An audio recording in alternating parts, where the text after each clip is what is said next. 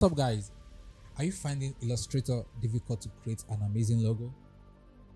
If you're a beginner on Illustrator, or you're just curious on how people create an amazing logos, I have 3 or 4 episodes for you guys to watch for free on the coolest and amazing things you can achieve using Illustrator.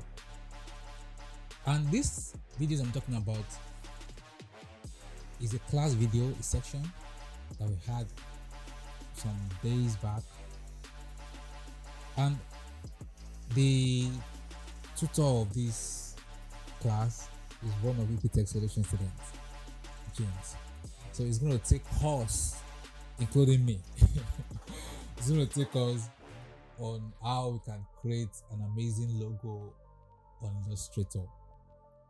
So I want you guys to pay attention. It's for free, like free. So just go straight down to my YouTube channel, check out the video.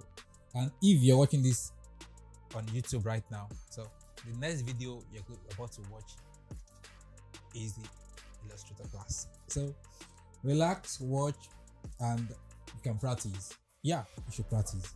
Exactly. See ya.